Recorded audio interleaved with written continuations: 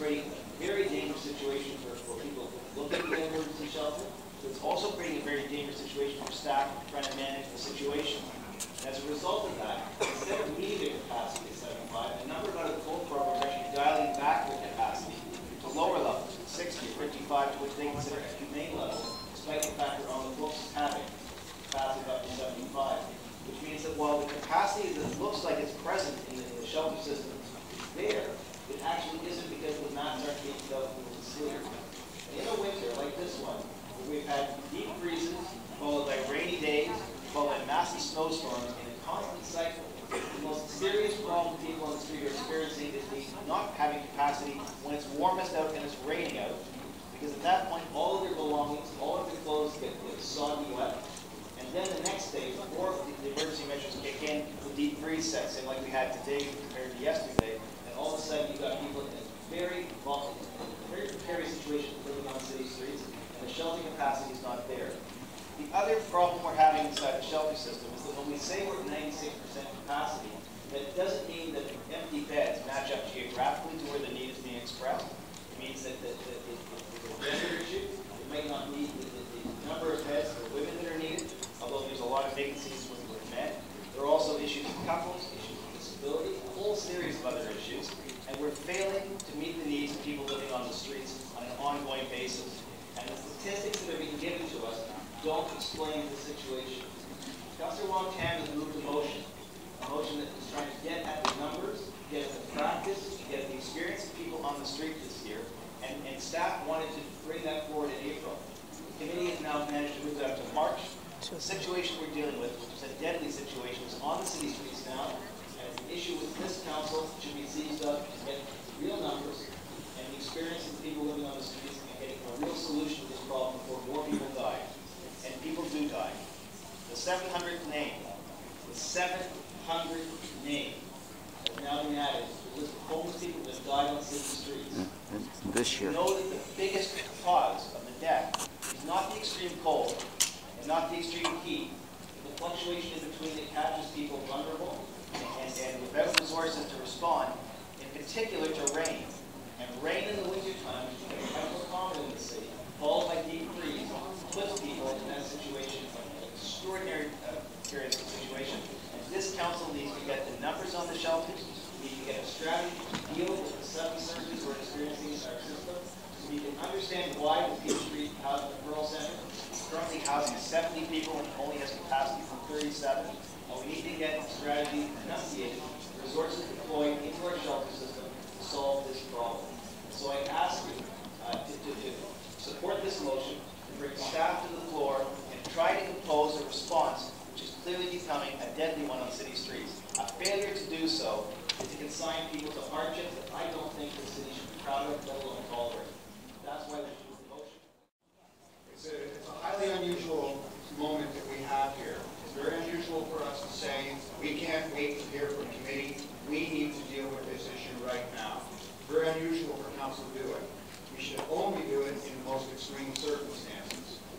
And I ask you, what could be a more extreme circumstance than this? Our brothers and sisters are finding it impossible to get a warm bed at night in a winter in Toronto. What could be more urgent than that? We don't need to wait 2 or 3 months while staff consider and draft appropriate responses. We need to have them on the floor telling us what we can do to open more beds tomorrow night.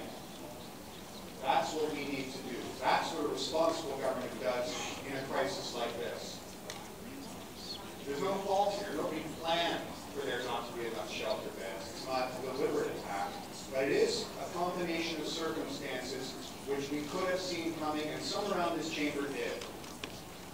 We know that there's been an attack on social assistance rates, that the downloading and programs that get rid of some of the solutions like the moving allowance that make housing a bit more stable for some Torontonians are becoming more difficult to access. That the social assistance rates are not keeping pace with inflation.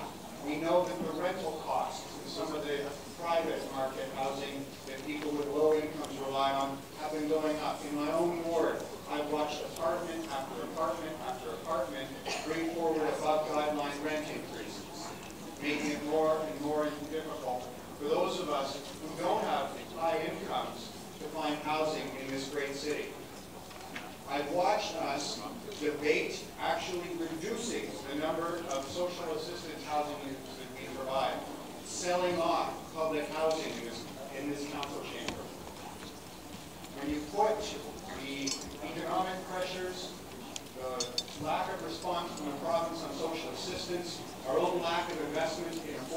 housing.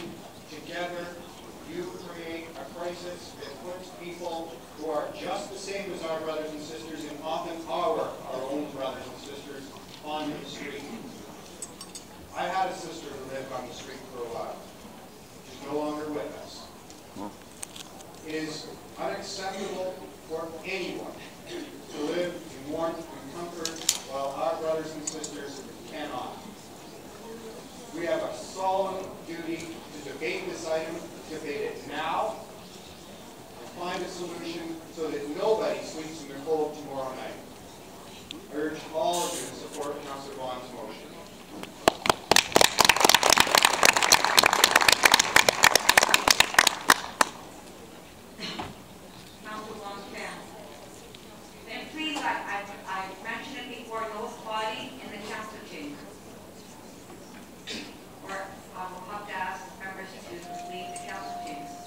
What? Council Long 10. Oh, screw you. Well, we're not supposed to clap? They don't want to get the clap. Tell her to screw.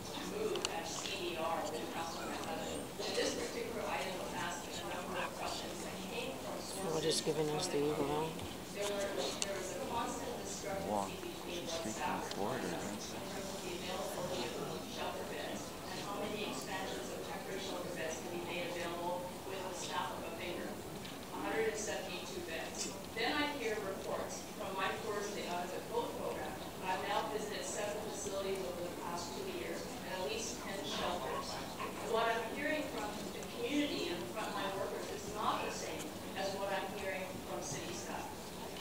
Asking for clarity is fine. Asking for clarity, we should be dealing with it now at this point. And I hope that every member around this chamber can support having this debate during this meeting. Thank you.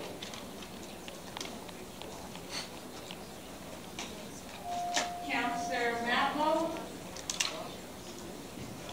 Thank you, Madam Speaker. As a member of the Community Development and Recreation Committee, I fully support having this conversation.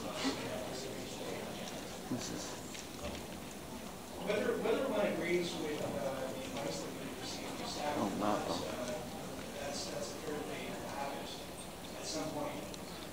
But I think that we need to consider the message we're going to send to our community. How reflective is this council to the needs of our most vulnerable in the city? Or how removed are we? We spent about an hour doing this order paper, and we spent a lot of time going after each other over small details, issues in each other's wards.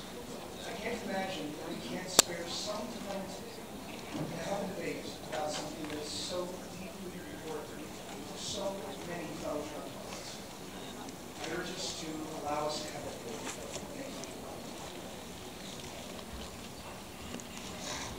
Thank you. Thank you. Board up there. Councillor Layton. Fucking board to vote against. He thinks there's enough. I'm actually right in support of Councillor Vaughan's motion. Whether or not we want to admit that there's a crisis situation out there, and I think many of us see it when we take the subway to work, drive to work, or ride our bikes. And I see it as it's really a matter of three things. One is ensuring the safety of residents living in Toronto, whether or not it's in a nice cozy home in Rosedale, in an apartment down in Liberty Village, or folks that are living out on the street. We need to ensure that everyone has that same level of safety and that same level of consideration. In particular, when there's these extreme cold alerts going on, when the frigid temperatures outside, we feel them inside. We've got our heaters going and we're feeling nice and comfortable, but we can't forget that there are people out there that don't have a place to sleep at night, that don't have a place to call home, that sometimes can get into shelters, and sometimes unfortunately cannot, which is what we saw, what